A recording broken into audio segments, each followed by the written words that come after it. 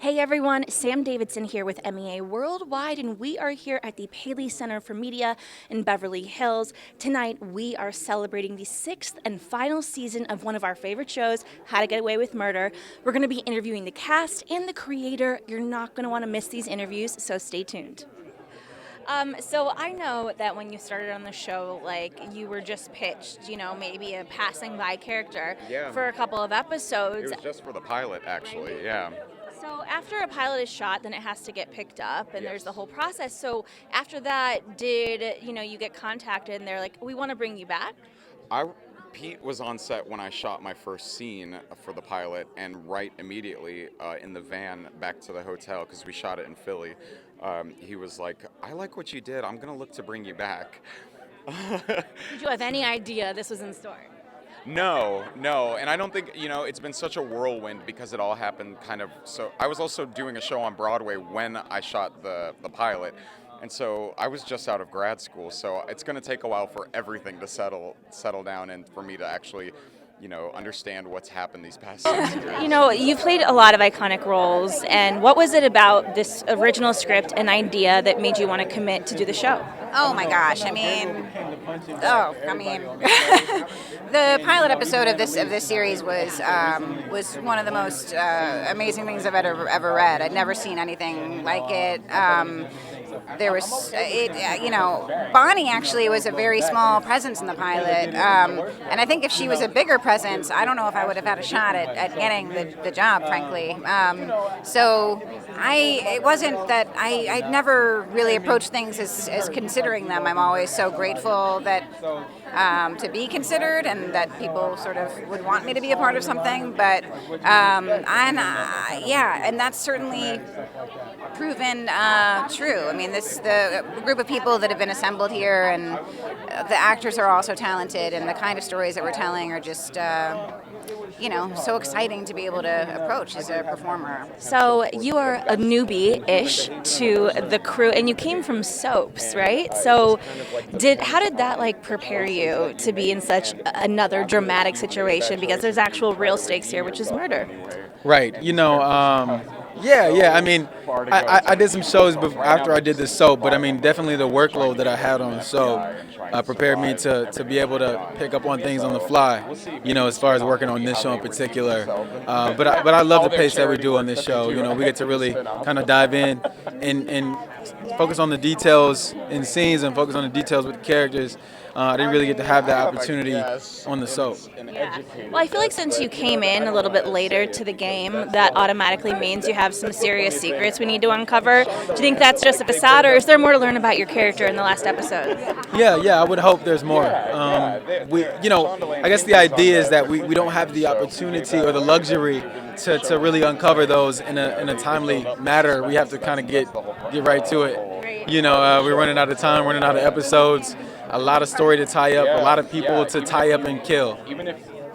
No, I'm kidding. I don't know if that happens or not. But no, I'm just saying, they've been great as far as the writers go and trying to tie Gabriel in, because it could be a really hard thing to do, especially with a new character, to try to tie him in and make it cohesive. So it's been a collaborative effort. So shout out to all the writers and the cast and everybody.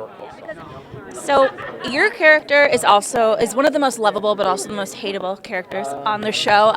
Was there a specific storyline where you struggled to find humanity in him to still bring that soul out? I think that's the one thing that I didn't struggle with Frank, is that he always had that humanity. He always had the heart. It's very misguided. His idea of love and relationships and what the world is very skewed for him. And he can be viewed as a good guy and a bad guy. Certainly a bad guy, but the bad things that he does are brought forward through love. And I know that seems odd, but that's what he has to offer, and it's what he has to offer the world and the people that he loves. And so it's just sort of his tragic story of being completely misguided in the quest for love. So when you were first brought on the show, did you have any idea what the scope of your character was going to be and how long you would last? I did not know, and so this is such an honor to have spent 3 seasons with this amazing cast and company. Well, you are a very important part of the final seasons, but still is a lot of mystery surrounding you. So are we hoping that some of those questions will be answered? They will all be answered. And that's so thrilling. Like to have an arc with a character and really see it finalized is really satisfying. And I mean, you're an Annalise's character. I feel like there is more than meets the eye. If you don't know, did you have any backstory in your head when like acting and creating this character about why she was so important? Well, I mean, I feel like everything that she does, Viola Davis, when she attacks these characters, is always so present and so passionate that I knew the import of just playing opposite her, period, and I was like, okay, you got to come with your A game, and to watch it develop into this friendship, potential, possible relationship, and what is this intimacy that they share is really exciting.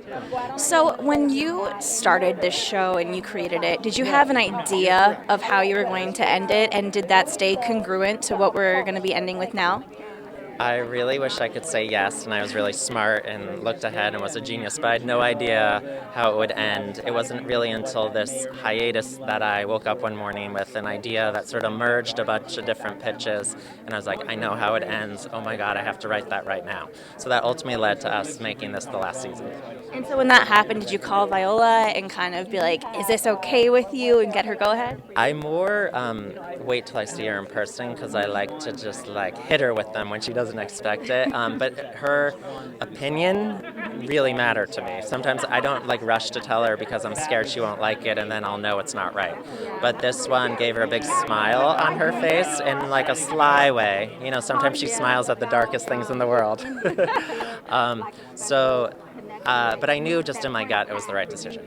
Well, so a big fan question is, are we going to see Laurel again at all, whether it's like a peek or just a hello? I mean, are we going to see her face again?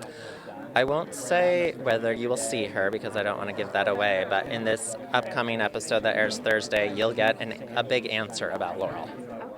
We have had a fantastic time here at the Paley Center for Media, celebrating the 6th and final season of How to Get Away with Murder. We hope that you all have enjoyed these interviews. If you'd like to see more like them, please download our app for free, go to our website, or subscribe to our YouTube channel. We'll see you next time.